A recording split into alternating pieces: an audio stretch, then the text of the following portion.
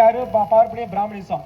அப்ப அவர்கள் தான் அந்த காவல்துறையை போய் அந்த அந்த அதிகாரத்தை வழங்குறாங்க. காவல்துறையை மொத்தமா போய் அடிக்கிறதோ துன்புறுத்துவதோ அது நிகழ்வது இருக்காது. அப்படி இருந்தாலும் ஒரு குறிப்பிட்ட அந்த காவல்துறை இருந்தால் ஒரு சாதியவாத மனப்பான்மையிலையோ ஒரு இன்னைக்கு எப்படி அவர் காவல்துறையை வந்தாருன்ற புரிதல் இல்லாதவர்களோ ஒரு சர்வாதிக போக்கு உள்ள ஒரு ஆர்எஸ்எஸ் சிந்தனை உள்ள ஒரு காவல்துறையாக இருக்கக்கூடியவர்கள் தான் அந்த அந்த வேலைகள் செய்வார்கள்.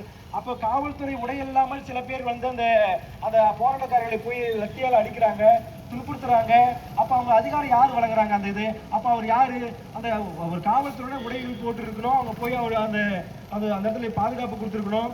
அதுதான் சரியானது. ஆனா அந்த உடைகள் காவல்துறை உடைகள் போடாம அவர் போய் அங்க இருக்கிற போராட்டக்காரர்கள் வந்து அடிக்கிறாங்க. சரி, அங்க இருக்கக்கூடிய இளைஞர்கள் எல்லாம் போராடக்கூடிய போராளிகள்லாம் நாளைக்கு ஏதோ 10th 11th படிக்கக்கூடியவர்களா நாளைக்கு 12th எக்ஸாம் முடிஞ்ச உடனே நீட்ல எக்ஸாம் போய் நம்ம டாக்டர் ஆயிடலாம், நாம டாக்டர் ஆயிடலான்றதுக்காக போராடுறாங்களா? யாருக்காக போறாங்க? அடுத்த தலைமுறைக்கு. அடுத்த தலைமுறை யாரு?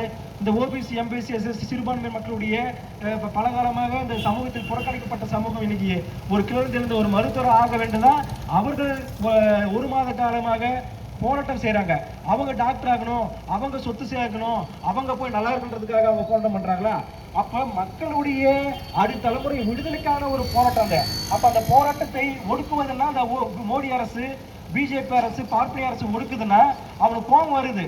இவங்க வந்து இப்ப இவங்க இது மாதிரி பண்ணும்போது இவங்க அடக்குமுறை பண்ணணும், ஒடுக்குமுறை பண்ணணும் அப்படின்ற கோபம் வருது. அப்ப எதுக்காக நீட் தேர்வு நாளைக்கு ரத்து செஞ்சுட்டோம்னா நாளைக்கு இந்த போராட்டம் வலிமையாச்சுன்னா இந்த அப்போ வந்து ரத்து ஆகிட்டா அப்போ ஓபிசி, எம்பிசி, எஸ்எஸ்ல டாக்டர் ஆயிடுவான்.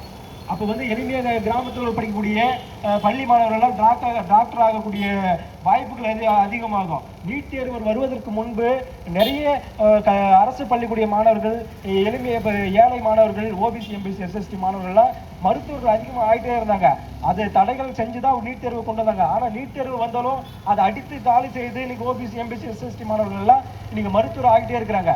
ஏன்னா இவன் படிச்சுட்டானா, இவன் டாக்டர் ஆகிட்டானா, இவனை சாதி வச்சோ மதத்தை வச்சோ நம்ம ஏதோ கற்பனைகள் வச்சோ நாங்கள் அந்த பரம்பரை இந்த பரம்பரை நாங்கள் வந்து இங்கே எங்களுக்கு வரலாறு இருக்கு, இங்கே எங்களுக்கு ஒரு வரலாறு இருக்குது அப்படி சொல்லி அவனை வந்து அரசியல்படுத்த முடியும். அப்படி வந்து அவனை ஒரு தேவைக்காக பயன்படுத்த முடியாது. அப்போ வந்து அவங்க பொய் சொல்லும் போதோ சாதியை வைத்து மதத்தை வைத்து அவங்களை அரசியல்படுத்தும் போது அவன் கிளர்ந்தெழுவான். அவனை யார் பொய் சொல்லும் போது அவன் ஏற்றுக்க மாட்டான். அவன் படிக்காமவே அவன் ஒரு குறிப்பிட்ட இதில் இருந்தானா அவனை எது சொல்லி வேணுச்சு நம்ம கடவுள் பேராலோ சாதி பேரோ சொல்லி அவனை பயன்படுத்திக்கலாம். அதெல்லாம் அவன் படிச்சுட்டானா அவன் தெளிவாயிருவான். அதுக்காக தான் இந்த தெளிவான யாருக்கு எதிராக நினைப்பானா? பிராமணருக்கு எதிராக நினைப்பான். அவனை பிராமணரோட இத்தனை ஆண்டு ஓபிசி சமூகத்தை படிக்கணும்னு சொன்னான். அவன் ஓபிசி சமூகத்தை படிக்க சொல்லாதவனை நீ ஆண்ட பரம்பரப்பா உங்களுக்கு வீர சாதி உயர்ந்த சாதி சொல்றான். சரி, உயர்ந்த சாதி இருக்கக்கூடிய ஓபிசி எம்பிசிகள் உயர் சாதி இந்துக்களுடைய இவிடபிள்யூஎஸ் உடைய அந்த இடஒதுக்கீடுல வரணும் கிடையாது. அப்போ நான் கிராமத்தோறும் நீ ஆண்ட பரம்பரை உயர் சாதி பேசிக்க. ஆனா உயர் சாதி இந்துக்கள் சொல்லக்கூடிய பிராமணர்கள் தான் அவருக்கு 10% இடஒதுக்கீடு அடிப்படையில் அவன் தொடர்ந்து மருத்துவராக இருக்கிறான். அவன் மேலும் மேலும் படிச்சுட்டே இருக்கிறான். அவன் அதிகாரத்தை நோக்கி நகர்ந்துட்டே இருக்கிறான். நாம இப்ப பல அடக்குமுறைகள், பல இன்னல்கள் ஆக்குறோம். பல சூழ்நிலைகள் தாண்டி முதல் தலைமுறை தான் படிக்கிறோம். நாங்கள் ஓடுறதே பெரிய ஒரு கஷ்டமான சூழ்நிலை. நாங்கள் நகர்றது, சாப்பிட்றது, உணவுதே பெரிய கஷ்டம். ஒரு பேனாவாக பென்ஷன் வாங்குறது பெரிய ஒரு கஷ்டமான ஒரு சூழ்நிலை இருக்கு. அதை தாண்டி தான் நாங்கள் பல தடைகளை உடைச்சு தான் டாக்டர் மருத்துவர் ஆகிறோம். இந்த ஓபிசி, எம்பிசி சமூகத்தில் நாங்கள் மருத்துவர் ஆகிறோம்.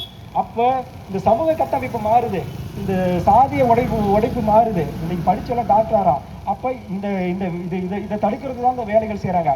அப்போ இந்த மோடி அரசு இங்க இருக்குதுன்னா அது காரணம் இவிஎம் மிஷின் தான். இவிஎம் மிஷினுடைய ஃபேக் ஒரு மூலியமாக தான் இவங்க ஆட்சியை பிடிக்கிறாங்க. இவங்க அதாவது இவங்க நேரடியாக சீட்டு முறையில் வந்து இவங்க ஓட்டு வைத்தால் கண்டிப்பாக இவங்க ஒரு தொகுதியில் கூட எம்பி ஆக வாய்ப்பில்லை. இந்தியா முழுவதும் தோல்விக்கான